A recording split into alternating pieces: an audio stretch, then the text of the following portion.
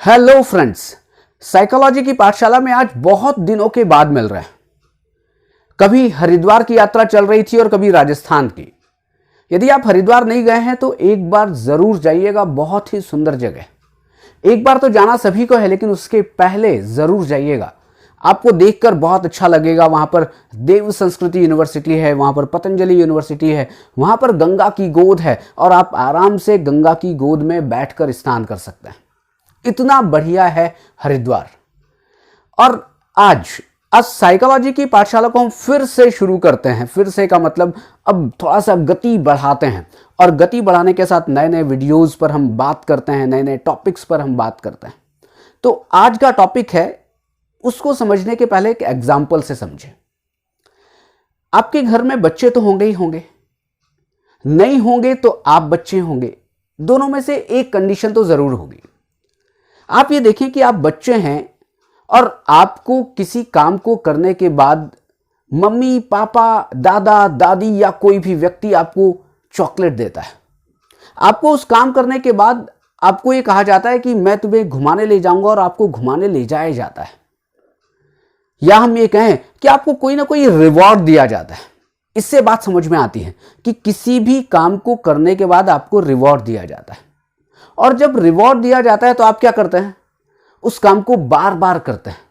आज किया, कल रिवॉर्ड लेने के लिए फिर किया, फिर 2 दिन बाद किया, फिर 5 दिन बाद किया। क्यों? उसका रीजन एक ही था कि जो रिवॉर्ड था, उस रिवॉर्ड ने रेट ऑफ रिस्पॉन्सेस को बढ़ा दिया। फ्यूचर में आप बहुत ज्यादा रिस्पॉन्सेस करने लग गए। या एक परिस्थिति ऐसी भी हो सकती है कि कोई ऐसी घटना आपके साथ घटित हुई हो, ऐसा कोई स्टिमुलस जिसको हम उद्दीपक कहते हैं, या ऐसी कोई चीज आपके सामने आई हो कि जिससे अनुक्रिया करने की दर बढ़ गई है। अब यहां पर अनुक्रिया करने की दर मतलब कि वो अनुक्रिया बढ़ गई है। इसको मैं बाद में समझाऊंगा कि अनुक्रिया बढ़ती कैसे है, लेकिन वो जो कंडीशन है जिसके द्वारा वो अनुक्रिया बढ़ी है या जिसके द्वारा वो रेट ऑफ रिस्पॉन्स आगे फ्यूचर में बढ़ गई है, उसको कहते हैं रीइंफोर्समेंट। बस यही आपको समझना है आज के टॉपिक में। आज का टॉपिक हमारा क्या है? रीइंफोर्समेंट। मैंने आपको क्या कहा? मैंने आपको कहा कि एक ऐसी वस्तु है रीइंफोर्समेंट, या एक ऐसा उद्दीपक है रीइंफोर्समेंट, एक ऐसी स्थिति है रीइंफोर्समेंट जो कि भविष्य में अनुक्रिया करने की दर को बढ़ा देता है। भविष्य में अनुक्रिया और ज्यादा मजबूत हो जाती है। किसके कारण? इस रीइंफोर्समेंट के कारण। कि अनुक्रिया करने के बाद रीइंफोर्समेंट दिया जाता है। अब रीइंफोर्समेंट कितने तरह का होता है, हम उस पर बात करते हैं। ये तो बात समझ में आ गई होगी कि रीइंफोर्समेंट क्या है। एक ऐसी वस्तु है, एक ऐसा उद्दीपक है, एक ऐसी स्थिति है जो कि अनुक्रिया करने के बाद मिलती है, और उसके कारण मतलब कि जो रीइंफोर्समेंट है उसके कारण आप भविष्य में अनुक्रिया ज्यादा करने लगेंगे, या भविष्य में अनुक्रिया ज्यादा मजबूत हो जाएगी। रीइंफोर्समेंट 2 तरह का होता है। एक जिसको कहते हैं पॉजिटिव रीइंफोर्समेंट, धनात्मक पुनर्बलन, और दूसरा होता है जिसको कहते हैं निगेटिव रीइंफोर्समेंट। Negative reinforcement. अब पॉजिटिव और निगेटिव क्यों कहा गया? देखिए, पॉजिटिव रीइंफोर्समेंट का मतलब एक ही है। पहली बात आपको समझनी पड़ेगी कि कोई भी रीइंफोर्समेंट हो, चाहे वो पॉजिटिव हो चाहे वो नेगेटिव हो, वो दोनों ही व्यवहार करने के बाद, अनुक्रिया करने के बाद दिए जाते हैं। लेकिन पॉजिटिव रीइंफोर्समेंट का मतलब यह है कि ये अनुक्रिया के बाद दिया गया, और ये अनुक्रिया के बाद जो दिया जाता है तो भविष्य में क्या होता है, वो अनुक्रिया बार बार होने लगती है। और यहां पर इसको समझ सकते हैं कि पॉजिटिव रीइंफोर्समेंट का मतलब हो सकता है आपका रिवॉर्ड, कि अनुक्रिया करने की दर बार बार अनुक्रिया होने लगती है। अब आपको ये समझ में आ गया होगा रिवॉर्ड से कि रिवॉर्ड मिलता है तो हम भविष्य में बार बार अनुक्रिया करते हैं। लेकिन ये पॉजिटिव रीइंफोर्समेंट भी 2 तरह का हो सकता है। एक जिसको कहते हैं प्राइमरी रीइंफोर्समेंट, और एक जिसको कहते हैं सेकेंडरी रीइंफोर्समेंट। हम इसको पॉजिटिव रीइंफोर्समेंट को 2 तरह से डिवाइड कर सकते हैं। एक होता है प्राइमरी रीइंफोर्समेंट और एक होता है सेकेंडरी रीइंफोर्समेंट। और इस सेकेंडरी रीइंफोर्समेंट को हम एक नाम और कहते हैं जिसको नाम है कंडीशनड रीइंफोर्समेंट। अब इसका क्या मतलब है? पॉजिटिव रीइंफोर्समेंट को बात समझ में आ गई होगी, आप रिवॉर्ड से उसको कोरिलेट कर सकते हैं। अब प्राइमरी रीइंफोर्समेंट का मतलब क्या है कि भूखे व्यक्ति को क्या चाहिए? आप कहेंगे खाना चाहिए। प्यासे व्यक्ति को क्या चाहिए? आप कहेंगे पानी चाहिए। आप नहीं, मैं कहूं कि आप ऐसा करें, सब भूखा व्यक्ति है उसको आप पानी पिलाएं और प्यासा व्यक्ति हो उसको आप खाना दें। क्या ये ठीक है? थोड़ी समय के लिए तो ठीक है, चलो साहब पानी पी लूंगा, थोड़ा मेरा प्यास, मेरी जो भूख है वो मिट जाएगी थोड़े समय के लिए, क्योंकि पेट भर जाएगा। लेकिन आप डायरेक्ट आप ये बताएं कि उस नीड से किसका संबंध है, कि जब आप भूख लगी है आप खाना दें, प्यास लगी है पानी दें, ये बिल्कुल सही है। और अब ये बताएं कि भूख लगी आपने खाना दिया, ये जो खाना है वो क्या है? प्राइमरी है। यहां पर खाने और भूख का बिल्कुल डायरेक्ट संबंध है। यहां पर प्यास और पानी के बीच बिल्कुल डायरेक्ट संबंध है। यहां पर कोई भी किसी भी तरह की ट्रेनिंग नहीं दी गई है। मैं हूं, आप हो, कोई तीसरा व्यक्ति हो, उसको पानी की प्यास लगेगी तो पानी ही देना पड़ेगा। कोल्ड ड्रिंक से थोड़े समय के लिए बात चल सकती है, लेकिन पानी ही चाहिए। खाना तो मतलब खाना ही देना पड़ेगा, खाने में आप कुछ भी दे सकते हैं। अब इसको कहते हैं प्राइमरी रीइंफोर्समेंट, मतलब बिना किसी ट्रेनिंग के कोई रीइंफोर्समेंट जो आपको मिले, जो रिवॉर्ड आपको मिले और उससे आपकी जो आवश्यकता है वो शांत हो जाए, दैट इज प्राइमरी रीइंफोर्समेंट। अब दूसरा आता है सेकेंडरी रीइंफोर्समेंट। सेकेंडरी रीइंफोर्समेंट का मतलब ये है कि प्राइमरी रीइंफोर्समेंट के साथ जब एक न्यूट्रल कोई स्थिति एसोसिएट कर दी जाती है और उस दूसरे वाले में वैसे ही गुण आ जाते हैं जो प्राइमरी रीइंफोर्समेंट में थे, उसको सेकेंडरी रीइंफोर्समेंट या द्वितीयक पुनर्वलन या फिर कंडीशनड अनुबंधित पुनर्वलन कहते हैं। सब बात समझ में नहीं आई, बात समझ में आएगी। अब कैसे आएगी कि आपने पेवलॉव वाला एक्सपेरिमेंट तो सुना ही होगा, क्योंकि आप साइकोलॉजी पढ़ रहे हैं। तो पेवलॉव का एक्सपेरिमेंट था और वो कंडीशन वो था क्लासिकल कंडीशनिंग के ऊपर। इसके ऊपर भी मैंने वीडियो बनाई हुई है, अगर आपने नहीं देखी हो तो आप देख सकते हैं। लेकिन क्लासिकल कंडीशनिंग में 3-4 चीजें थी, मैं बड़े शॉर्ट में समझाता हूं। एक कुत्ता था और कुत्ता कैसा था? भूखा था। अब कुत्ता भूखा था तो उस समय क्या किया गया, एक एक्सपेरिमेंट पेवलॉव साहब ने बनाया और वो एक्सपेरिमेंट ये था कि कुत्ता भूखा था और भूखे कुत्ते के सामने खाना दिया जाता था। खाना दिया, जैसे भूखा है कुत्ता, खाना दिया जाएगा तो क्या होगा? पहले खाने के साथ लार का सिक्रेशन होता था। आप इसको अपनी तरह से भी समझ सकते हैं कि आप अगर भूखे हैं और आपके सामने खाना आए तो लार आती है, सलाइवा आता है। वो क्या है? वो भूख के साथ खाना। यहां पर जो भूख के जो खाना है वो क्या है? वो रिवॉर्ड है, वो प्राइमरी रीइंफोर्समेंट है। लेकिन पेवलॉव साहब ने उस पूरे एक्सपेरिमेंट को चेंज कर दिया। उन्होंने कहा कि ठीक है साहब, कुत्ता भूखा है, भूखे कुत्ते को खाना दिया गया, उसने खा लिया। लेकिन अब एक चीज और जोड़ दी गई कि भूखा कुत्ता था, ये बात समझ में आ गई, लेकिन भूखे कुत्ते के सामने खाना देने के पहले उसने क्या किया? उसने घंटी बजाई और घंटी बजाने के बाद खाना दिया। हर बार वही हुआ कि कुत्ता तो भूखा ही है, वो एक्सपेरिमेंट में है, वो उस पूरे के पूरे पिंजड़े में है और उसको घंटी बजाई, खाना दे दिया। फिर दूसरी बार घंटी बजाई, फिर खाना दे दिया। फिर तीसरी बार घंटी बजाई, खाना दे दिया। घंटी बजती रही, खाना मिलता रहा।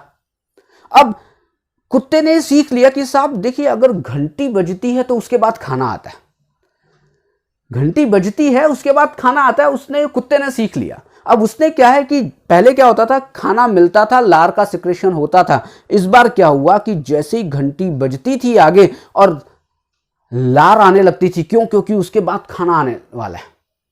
अब आप ये बताएं, जो खाना मतलब जो फूड है, उसके गुण इस घंटी में आ गए या नहीं आ गए? थ्रू प्रैक्टिस, अभ्यास के द्वारा। जब ये अभ्यास के द्वारा इस खाने के गुण, मतलब कि खाने पर जो प्रतिक्रिया की जा रही थी वही प्रतिक्रिया, वही रिस्पॉन्स अब घंटी के लिए वो कुत्ता करने लग गया। तो घंटी क्या है? वो घंटी इसके लिए सेकेंडरी रीइंफोर्समेंट है। यहां पर जो रिंग है, जो बेल है, वो क्या है? सेकेंडरी रीइंफोर्समेंट है। अब आपको समझ में आ गया होगा कि खाने के गुण घंटी में, रिंग में, बेल में डेवलप हो गए। अब जब जब घंटी बजेगी तो क्या होगा? सलाइवा का सिक्रेशन होगा। मैंने क्या कहा था? पॉजिटिव रीइंफोर्समेंट की आपकी अनुक्रिया मजबूत हो रही है, आगे मजबूती से या आगे ज्यादा से ज्यादा वो अनुक्रिया हो रही है। किस चीज की? खाने से रिलेटेड, सलाइवा से रिलेटेड। अब बात करते हैं नेगेटिव रीइंफोर्समेंट। अब नेगेटिव रीइंफोर्समेंट को यहां पर एक समझने के लिए लिख देते हैं पनिशमेंट। अब आप ये बताएं कि कोई काम किया गया, आपको पनिशमेंट मिला, तो क्या होगा?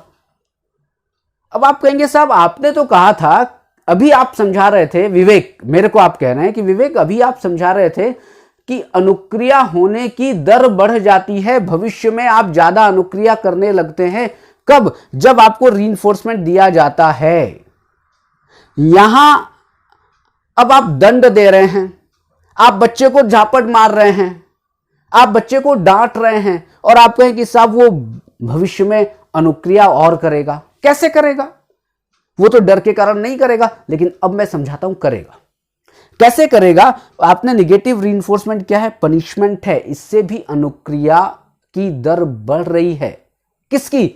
अनुक्रिया ना होने की दर बढ़ रही है। यहां पर वो उस व्यवहार को करना सीख रहा है कि जिससे उसको पनिशमेंट ना मिले। बच्चा उस व्यवहार को करना सीख रहा है कि साहब मुझे पनिशमेंट नहीं चाहिए। तो वो जिस व्यवहार से, जिस क्रिया से, जिस रिस्पॉन्स से उसको पनिशमेंट नहीं मिलता है, वो व्यवहार सीख लेता है, वो बार बार नहीं करना सीखता है।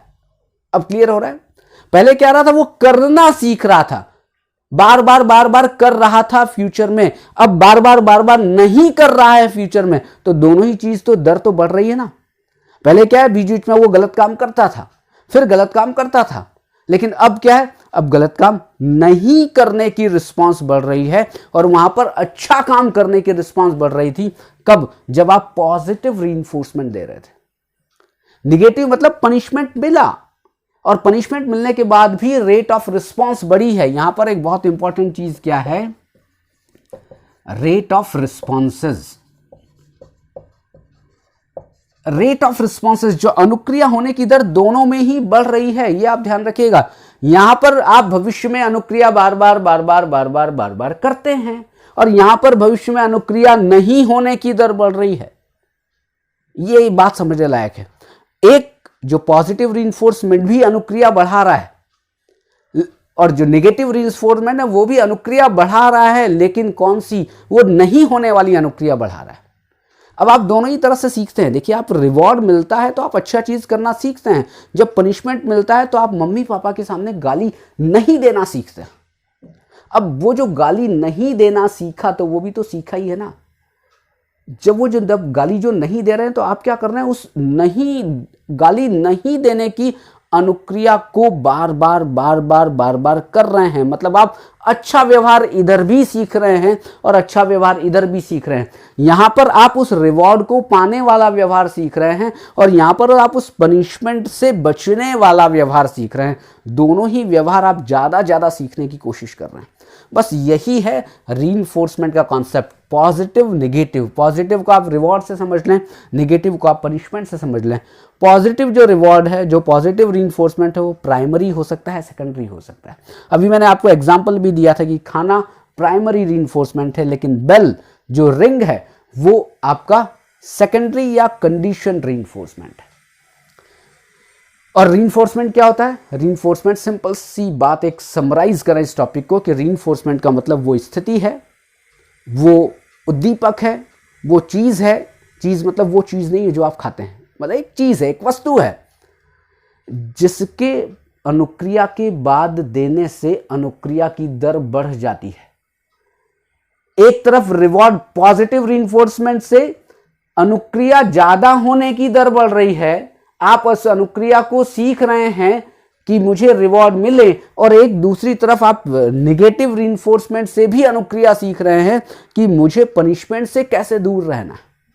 ये है रीइंफोर्समेंट का कॉन्सेप्ट, और लर्निंग में ये कॉन्सेप्ट बहुत ज़्यादा इंपॉर्टेंट है, क्योंकि आप पेवलॉव की कंडीशनिंग पढ़ें तो रीइंफोर्समेंट की बात आती है, और उससे भी ज़्यादा जब आप इंस्ट्रूमेंटल कंडीशनिंग जो स्किनर की है उसको आप पढ़ेंगे तो रीइंफोर्समेंट के ऊपर ही वो पूरी के पूरी कंडीशनिंग डिपेंड कर रही है। मतलब कि व्यवहार आदमी वही सीखता है जैसा कि उसको रीइंफोर्समेंट मिलता है।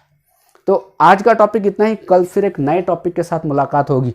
अभी आपने समझा है रीइंफोर्समेंट, कल आप समझेंगे शेड्यूल ऑफ रीइंफोर्समेंट की किस तरह से कब कब हम रीइंफोर्समेंट देते हैं किसी भी एक्सपेरिमेंट में। आज के लिए इतना ही। इस टॉपिक को अच्छी तरह समझ लीजिए, दिमाग में बिठा लीजिए, और कल फिर एक इसी टॉपिक का एक नया एक्सटेंशन लेकर फिर मैं मिलता हूं आपके साथ।